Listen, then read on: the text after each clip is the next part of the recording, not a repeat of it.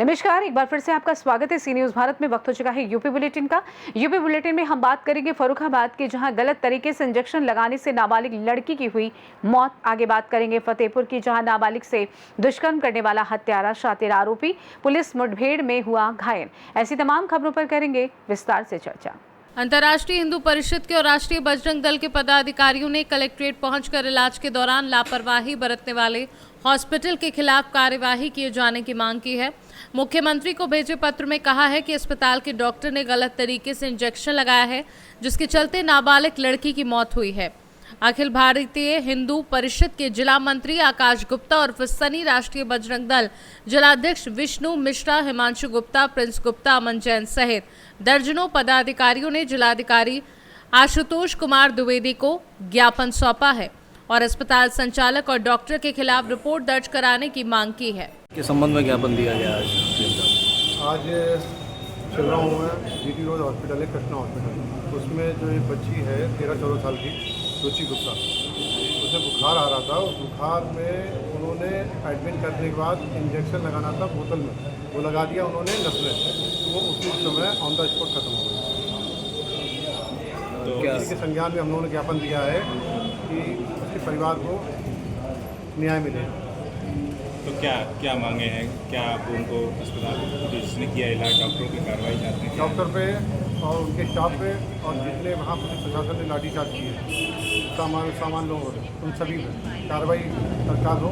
अगर नहीं होगी तो इस ज्ञापन के बाद हम लोग आंदोलन करेंगे अंतर्राष्ट्रीय हिंदू परिषद। ठीक। फर्रुखाबाद से सी न्यूज संवाददाता आदेश शर्मा की रिपोर्ट। महिलाओं से छेड़छाड़, दुष्कर्म करने वाले हत्यारे दरिंदे अब हो जाएं सावधान, नहीं तो जाना पड़ेगा जेल, खानी पड़ेगी पुलिस की गोली। ऐसा ही एक मामला जनपद फतेहपुर के थाना बिंदकी से आया है, जहां पर एक दरिंदे ने नाबालिग से बहला फुसलाकर उसके साथ दुष्कर्म किया। थाना बिंदकी के ग्राम शहबाजपुर का है, जहां नाबालिग से दुष्कर्म करने वाला शातिर आरोपी पुलिस मुठभेड़ में घायल हुआ है। गिरफ्तार आरोपी की निशानदेही पर पीड़ितों से चोरी की एक अदद पायल बरामद की गई है। आइए सुनते हैं क्षेत्राधिकारी बिंदकी द्वारा दी गई जानकारी में क्या कुछ बताया गया है। दिनांक 20 मई 2025 रात्रि लगभग 8:30 बजे बिंदकी क्षेत्रांतर्गत ग्राम सहवाजपुर में एक नाबालिग बच्ची के साथ दुष्कर्म एवं उसकी पायल चोरी होने की सूचना प्राप्त हुई। घटना के संबंध में थाना बिंदकी में सुसंगत धाराओं में अभियोग पंजीकृत कर लिया गया है एवं आरोपी प्रदीप कुमार उर्फ रिंकू पुत्र मुन्ना लाल, उम्र लगभग 30 वर्ष, निवासी सहवाजपुर थाना बिंदकी को हिरासत में लेकर इंटेलिजेंस विंग एवं बिंदकी पुलिस टीम के द्वारा पूछताछ की जा रही थी एवं 21/5/2025 की रात्रि को आरोपी की निशानदेही पर चोरी हुई पायल की बरामदगी हेतु संयुक्त पुलिस टीम द्वारा ग्राम सहबाजपुर में अंशु पटेल की ट्यूबवेल के पास खोजबीन की जा रही थी। तभी मौका पाकर आरोपी द्वारा सिपाही की पंप एक्शन गन को छीनकर पुलिस पर फायरिंग करने के उद्देश्य से निशाना साधा तथा आत्मरक्षा हेतु पुलिस टीम द्वारा जवाबी फायरिंग की गई। इस घटना में आरोपी के दाहिने पैर में गोली लगी और वह घायल हो गया।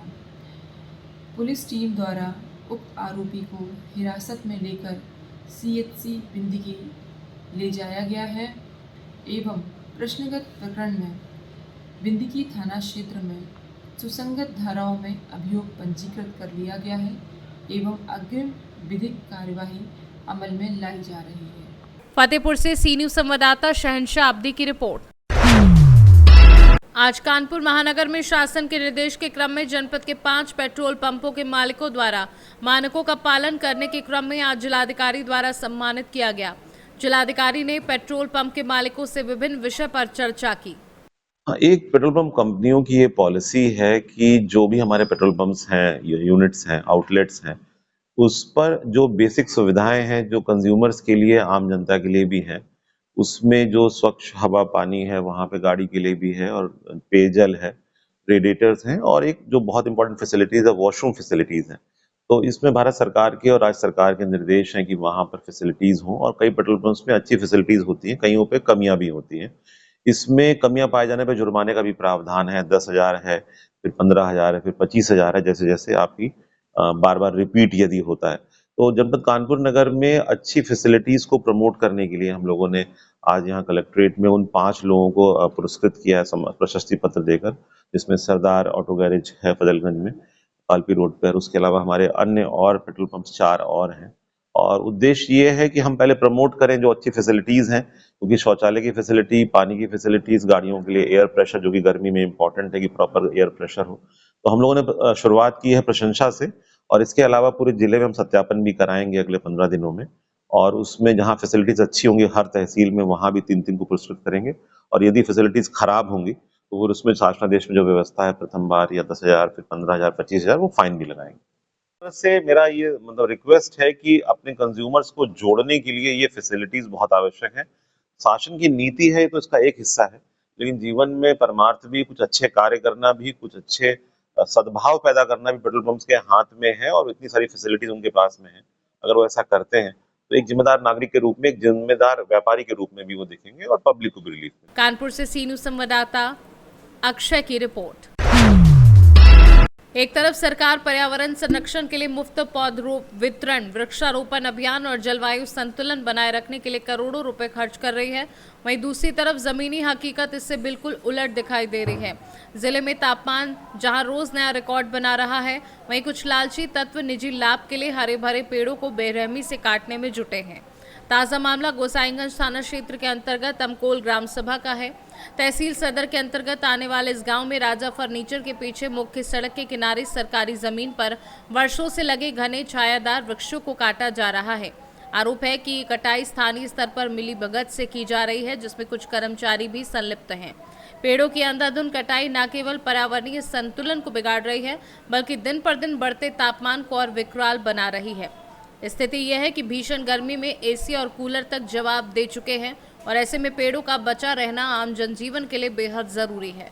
सुल्तानपुर से सी न्यूज संवाददाता जगन्नाथ मिश्रा की रिपोर्ट। फिलहाल के लिए इस खास बुलेटिन में बस इतना ही। देश दुनिया की तमाम बड़ी खबरों को जानने के लिए जुड़े रहिए सी न्यूज भारत के साथ। हर खबर आपके साथ, आपके हाथ।